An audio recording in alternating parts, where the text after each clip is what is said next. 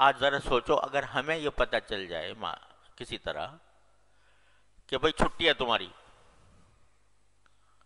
یعنی تمہیں نے کوئی عذاب نہیں ہوگا، جتنے تمہارے گناہ ہیں سب معاف، اگلے پچھلے سب معاف ہیں، اللہ تعالیٰ کی طرف سے اعلان ہو جائے، پھر دیکھو کیا رنگ رنگیاں مناتے ہیں کہ بھئی چھٹی تو مل گئی،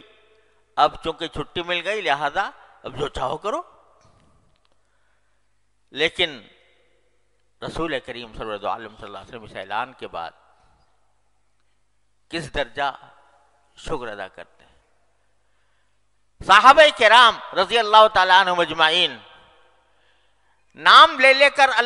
رسول کریم صلی اللہ علیہ وسلم بتا دیا یہ جنت میں ہے، یہ جنت میں ہے، ابو بکر جنت میں ہے، عمر جنت میں ہے، عثمان جنت میں ہے، علی جنت میں ہے، سعد بن ابی وقاص جنت میں ہے،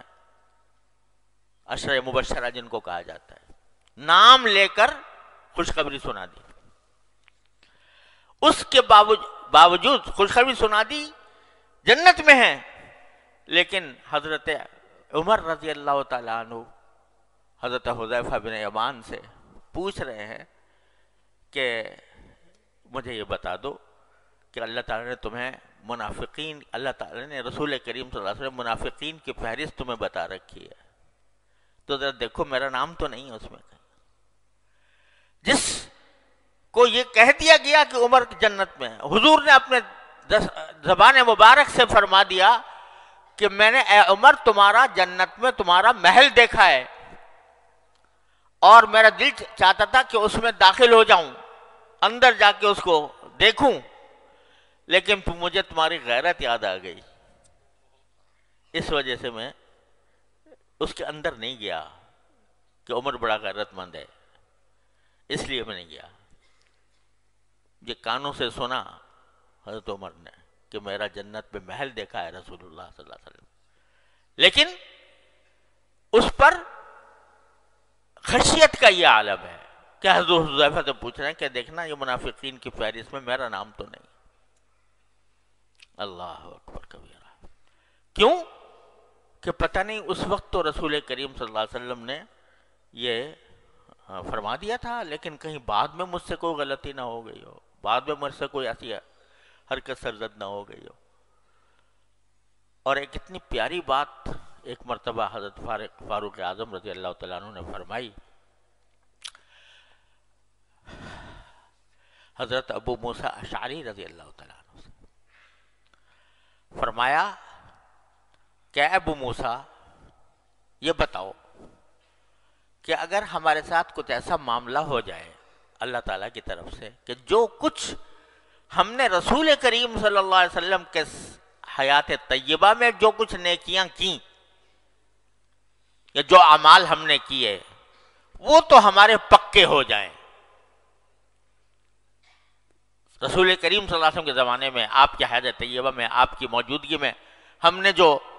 نیکیاں کی ہیں وہ تو ہمارے لیے پکی ہو جائیں، اور آپ کے بعد ہم نے جو اعمال کیے ہیں ان میں اللہ تعالیٰ ہمیں برابر سرابر چھوڑ دے، برابر سرابر چھوڑ دے۔ کیا معنی کہ نہ اس پر کوئی ثواب ہو اور نہ ہم سے جو کچھ غلطیاں ہوئی ہو ان کے اوپر کوئی عذاب ہو، تو کیا تم اس کو پسند کرو گے کہ حضور اقدس صلی اللہ علیہ وسلم کے زمانے کی نیکیاں تو پکی ہو جائیں، یعنی ان کا اجر اللہ تعالیٰ ہمیں عطا فرمائے، اور آپ کے بعد جو زندگی گزری ہے ہماری تو اس میں ہم برابر سرابر چھوٹ جائیں کہ نہ عذاب ہو نہ ثواب ہو، تو کیا آپ کو پسند ہوگا؟ تو حضرت ابو موسیٰ اشعری نے فرمایا یہ کیوں پسند ہوگا؟ اللہ تعالیٰ کا فضل و کرم ہے، ہمیں رسول کریم صلی اللہ علیہ وسلم کے بعد بھی اللہ تبارک و تعالیٰ نے ہم سے کچھ جہاد کروائے، ہم سے بہت سے کچھ اعمال کروائے، تو ہم تو اللہ تعالیٰ سے امید لگائے ہوئے ہیں کہ اللہ تعالیٰ ان کے اوپر بھی ہمیں نوازیں گے، اجر عطا فرمائیں گے۔ لیکن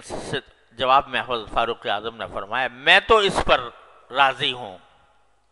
کہ جو کچھ رسول اللہ صلی اللہ علیہ وسلم کے زمانے میں ہم سے ہوا وہ پکا ہو جائے اور اس پر اللہ تعالیٰ ثواب دے دے اور بعد میں برابر سرابر چھوڑ دے۔ کیا مطلب کہ پتہ نہیں رسول کریم صلی اللہ علیہ وسلم کے زمانے میں آپ نے تو کہہ دیا تھا کہ عمر جنت میں ہے، آپ نے کہہ دیا تھا کہ میں نے محل دیکھا ہے،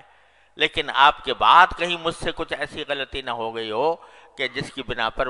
میں عذاب کا مستحق ہوں، اس واسطے ڈر رہے ہیں۔ یہاں تک کہ مرض وفات میں جب زخمی ہو گئے اور زخمی ہو کر وفات کے قریب ہیں تو فرماتے ہیں، اس وقت بھی فرماتے ہیں کہ مجھے تو اللہ تعالیٰ اگر برابر سرابر چھوڑ دے یعنی نہ کوئی اجر عطا فرمائے اور نہ کسی غلطی پر مواخذہ فرمائے تو میں اس پر راضی ہوں۔ یہ مقام عظمت کا اور یہ مقام خشیت کا، اللہ تعالیٰ کی خشیت کا۔